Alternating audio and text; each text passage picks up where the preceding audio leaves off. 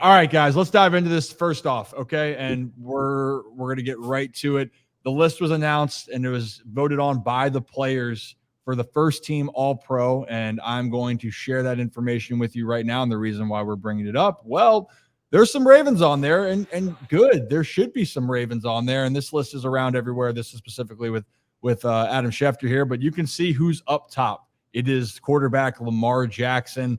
No surprise there. He deserves No it. surprise He's at got to all. be the MVP, right? So we all understand that. But as we go down this list, no other offensive player on the Ravens, but there are a few on the defensive side of the ball. So we're a couple, specifically Roquan Smith, again, the heart and soul of the defense, and the Mr. Do-It-All safety, Kyle Hamilton. So, guys, initially, Kevin, since you are locked on, actually, you That are is locked, my name. That is your name. Locked on. So let's talk about that. So I think that those are all very well deserving for all the right reasons. Oh, yeah. And one thing, well, I guess three things I want to point out here is you have the 32nd overall pick in the 2018 draft, the guy that was traded for a second-round pick in Roquan Smith, and the 14th overall pick in Kyle Hamilton. So it's not like these guys were, number one picks, and the Ravens, they draft so well and they make these moves. And we know the impact of those guys. And obviously it takes development and coaching and the right fit. But to me, I feel like with Baltimore, this is something that's huge for them because I think these are all the right choices and all the right picks. But for me, it's not like, oh, they were put in like Cincinnati, for example, they got the number one pick. What they do? They pick Joe Burrow, obvious choice, right? The same thing with the Browns with Myles Garrett. And no disrespect, they did what they were supposed to do. But to me, I think for Lamar, we know his impact. There's, to me right now in this league, no better quarterback the way that Lamar is playing. Roquan Smith is you talked about it, Ryan, the heart and soul of the defense here. And then Kyle Hamilton, he does it all. Is he a safety? Is he a linebacker? Yeah, he's everything. Everywhere. He is everywhere. So three very well-deserved All-Pros here. And I think the NFL got those three right 100%. Yeah, I mean, I think we can all attest for what they've done. And you can see the other linebacker position. I know Patrick Queen's had a tremendous year, but Fred Warner is one of the best in the game. And I think people do need to understand that. To me, there's not a ton of surprises. I think there's a lot of deserving players there, right? And at the wide receiver, how is Tyreek Hill and CeeDee Lamb not going to be there? But let's talk a bit more about the Ravens here. And for Zach, we all love Kyle Hamilton. But even with him missing games, there was even talks with Kyle Hamilton not of just being one of the best players, being the best player this year. This is a guy that, let me backtrack. He's not just one of the best safeties in football. It could be the best safety. He might be the best safety in all of the National Football League. Yeah, I think, and Kevin hit it on nail on the head there.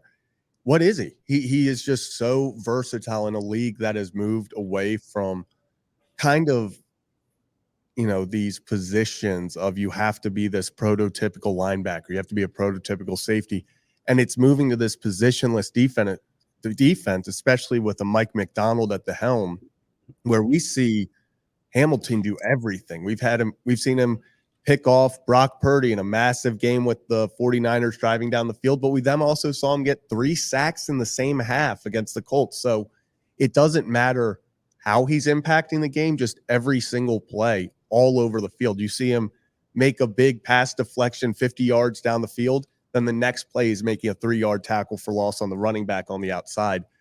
And it's just each play you see how he impacts not only what the offense has to do, but what the defense does, because you can rely on, okay, we can go send Kyle out there and he's going to make something happen.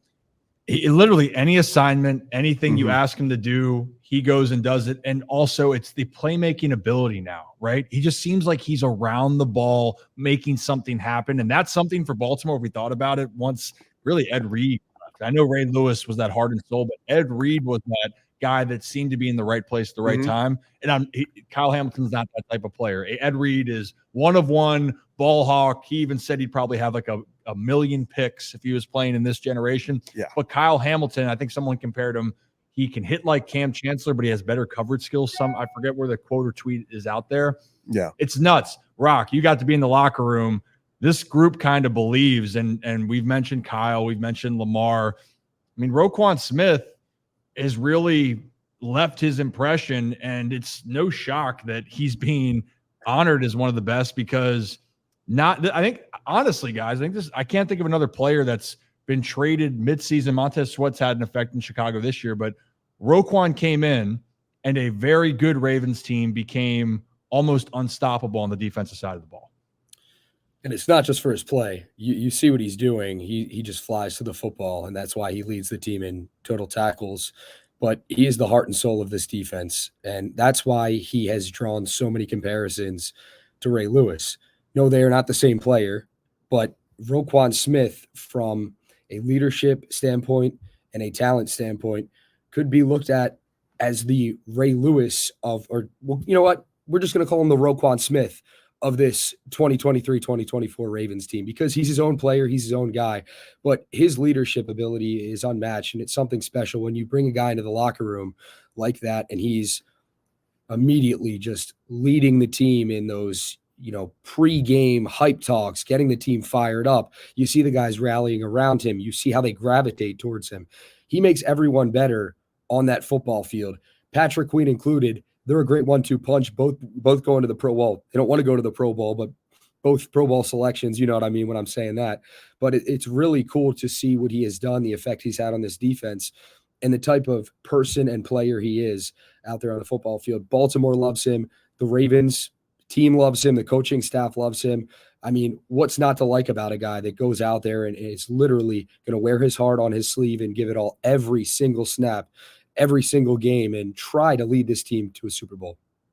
Couldn't agree more. I mean, so many people will talk about Roquan Smith and they'll bring up screenshots of, box scores. They love to go and say, oh, he's not worth this big contract because look at his tackles compared to other people's tackles and stuff like that. But that's not why Roquan is so great. It's because, like you talked about, Rocco, that leadership ability, that ability to inspire everyone around you. And Nick Moore has talked about, he played with him at Georgia and obviously now. And he's like, when you have someone like that, it elevates everyone. You brought Patrick Queen. It's a great example of a guy who is already finding himself in the league. And then you put him next to a Roquan Smith, and it just, both of their games went to the next level. So it's not just about, oh, they gave him this big contract, he better go out and make, the big stat plays. He does that. He makes the one-handed interception against Miami to turn momentum, but he also, his leadership is what you're paying for. You're paying for him to go out there and be the focal point of the defense, be that vocal leader that we haven't really had on that side of the ball since 52.